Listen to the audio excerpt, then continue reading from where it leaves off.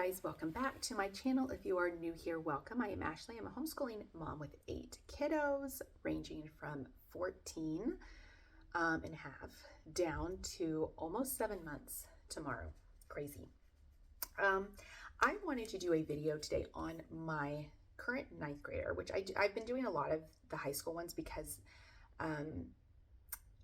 as I always say, I feel like they're in more popular demand, but also I like sharing with you what I am learning as I go, because this is my first high schooler that I am learning these things, and I want to kind of take you guys along with me to kind of see what I've come up with as I have been navigating this high school homeschool life. And as always, if you have tips or tricks or anything, and if you have come before me in the high school homeschool life, let me know, because I am always up for any help, any just guidance in this area. Some early thoughts on 10th grade. So we have a little bit longer to go to finish up our first year of high school.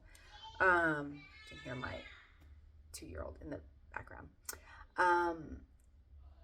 I am really kind of going back and forth about some things. I definitely like the online aspect of subjects that I am not comfortable teaching 100%. Now, what I have kind of come across is that yes, that is convenient, but I think also you can, as a teacher, as a homeschool mom, as a homeschool teacher, you can think and or doubt that you are capable of teaching certain things. I have found out through helping him with certain subjects that I did not feel like I was comfortable with, that I can somewhat learn along with him in things that I don't remember or things that I don't feel comfortable teaching. And I'm hesitant to say that because I really do enjoy the online aspect of curriculum. But at the same time, I feel like it's kind of, I'm trying to think of the word, distracting in a way. And yes, he's very, he's diligent as far as knowing that he needs to finish a certain thing, and he does it. But keeping him, and I'm pretty sure most high schoolers in general, on track with an online curriculum is kind of hard.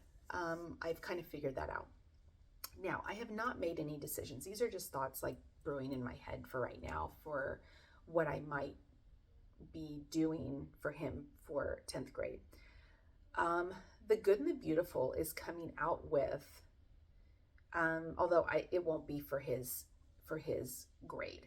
I think it's 2025 is what they said. They will be coming out with a biology course, and I don't think it's going to be anything online.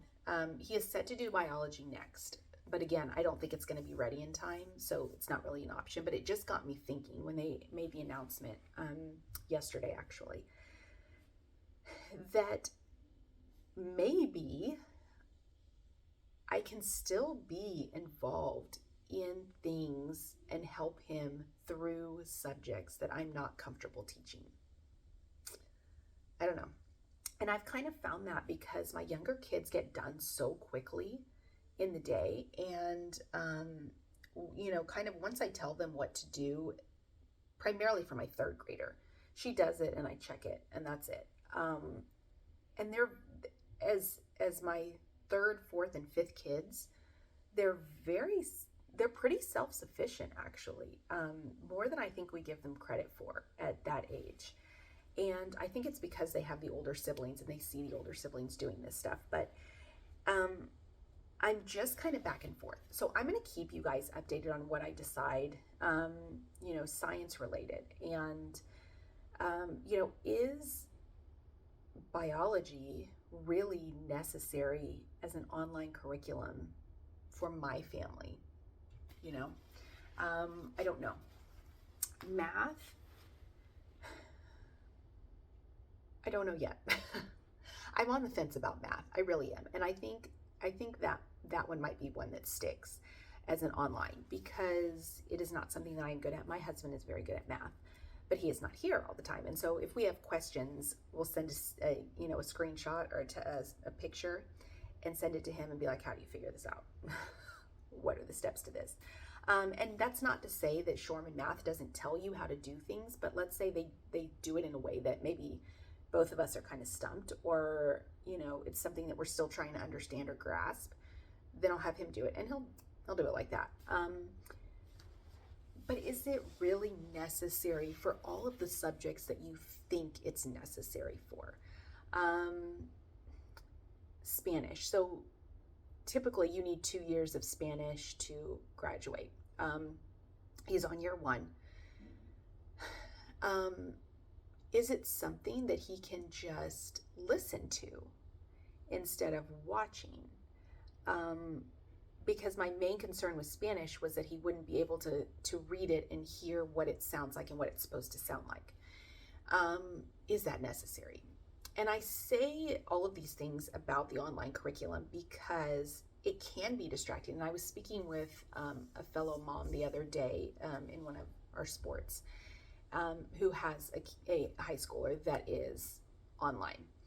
And she was saying, it's hard to keep them on track because they're distracted, right? This is the first time that they've done maybe class in online, and it's not something that they're used to. And it might be asking a lot for a 14-year-old to sit and be 100% focused and not steer away and, try and play Minecraft or try and play this or whatever. And I'm not saying that's what my kid does, but it's hard sometimes. And I think maybe we expect too much as a freshman making this transition into high school, that they are, not that I'm saying they're not capable, but maybe it's just a lot to ask, right? And so maybe think about that. That's what I've been thinking about lately. And so I still have a lot of research to do for 10th grade as far as what we're going to do and the format that we're going to use for these subjects that I was like dead set on online only. And so anyway, that's one thought that I have about 10th grade. Also, more of a set schedule, because, going to college or going to, wherever, my son has really expressed interest in the Air Force. And so I'm thinking that might be his direction, which I'm totally okay with. It's just going to be different than your traditional college, right? Maybe more of a set schedule for him and for my, high schoolers coming up. Maybe saying, okay, from here to here, I want you to work on this and I want this done. Not just, hey, get what you can done today kind of thing. Yes, the online curriculum that we have does say day by day, but sometimes they'll go past that, or depending on if you skip things, it doesn't always line up with the exact calendar that they give you. And so maybe making more of a strict schedule, which I typically have not done, but I'm thinking that might be better. I don't know. It's something that I've just kind of thought about, and not like strict, like from 9:36 to 10:22 kind of thing, but like, okay, from 9 to 10, this is what you're going to do. Or from, 9 to 9:30, you only need 30 minutes of this, or whatever subject it is. This is what I want you to do. And I want you to bring it to me when you're done. And that's it. And, that's their time, and they do what they need to do, and then they bring it to me. And if they don't, then we're going to have some discussions. And then again, the different curriculum. So, I always say, try and stick with the curriculum that works. And so typically I do. High school is a little bit different. I want to stick with that curriculum, but, and I'm not saying try an entirely different curriculum piece, because I think by now you should know how curriculums, and let's say if you didn't like one curriculum in elementary school and you tried it again in middle school and you still didn't like it, you're probably not going to like it in high school. So obviously there's some curriculums that I know are not going to work because I know that I don't like them for whatever reason, and that's okay. It's good to know that, and you need to know that by high school, because high school is not the time to be, picking and choosing different curriculum companies, especially at their age. You need a little bit more consistency. But with the curriculums that I already use, curriculum companies that I already use, and the formats that they're already familiar with, dive into those a little bit more and see, is there anything in, like Abeka Health he is using? Is there anything in Abeka that might work better than what we have? So I've narrowed it down to curriculum companies, but at the same time, I'm kind of picking within that little like bubble of curriculum pieces, companies. I'm not, veering out and picking curriculums that I've never used before. That's not my intention, and I don't want to do that because I don't want to get used to entirely new curriculum. I know by now what curriculum pieces I like and don't like. It's just within that vast realm of curriculum, what can I take from that? So those are just kind of some early thoughts on 10th grade, and really that could be applicable for high school, any grade. But I think, as I always say, nothing is set in stone. I want it to be set in something, but I don't need it to be set in stone. I need it to know more in high school, and know what I like and don't like, and know what my kid likes and doesn't like, and what they're good at and what they excel at, and what they might need certain formats to be. But I can change it around slightly. I can tweak it slightly. So just some thoughts. I'm just kind of rambling, but I just wanted to throw that out there because I don't want you to think that just because you stick with something in 9th grade and you go through 9th grade that you have to stick with that format if it's not working, or if you think a better format might be a better fit for your kid.